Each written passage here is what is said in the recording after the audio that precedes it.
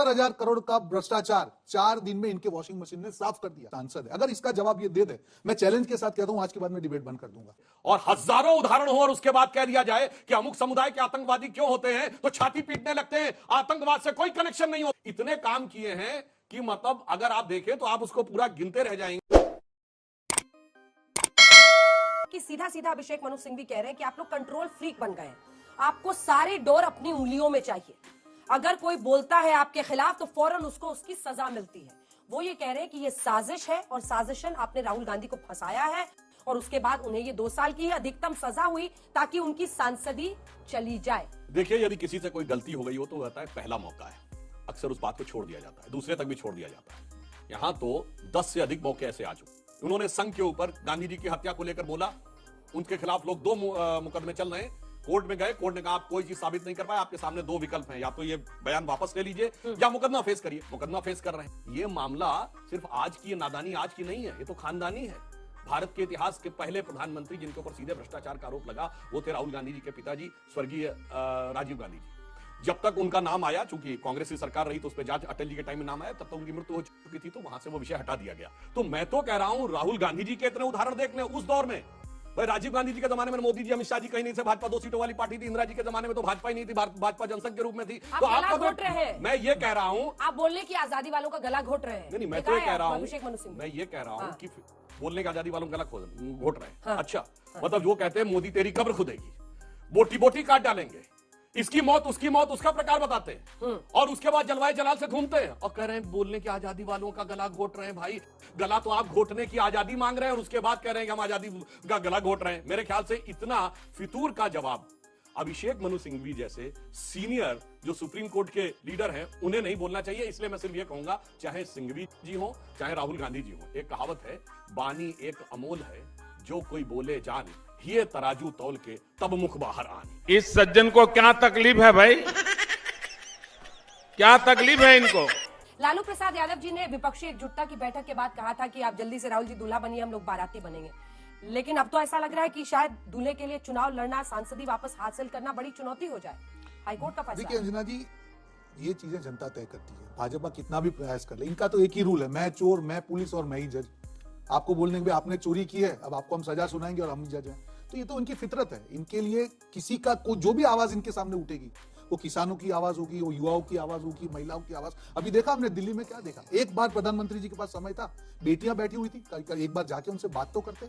आज पहलवान हमारी बेटियां देश का नाम रोशन किया, मेडल दिया, आज वो देशद्रोही हो गए। ये किस प्रकार का शासन है? जो भी आपके खिलाफ आवाज उठाएगा, क्या आपको नहीं लगता यहाँ पे हमारी काफी बहनें बैठी, एक बार प्रधानमंत्री जी को उनसे बात करनी चाहिए थी? नहीं, अहंकार नहीं करना है, वो जाने दीजिए। इनके वॉशिंग मशीन का कमाल देखिए, उन्होंने भ्रष्टाचार की बात की। 70,000 करोड़ का भ्रष्टाचार 4 दिन में इनके वॉशिंग मशीन ने साफ कर दिया।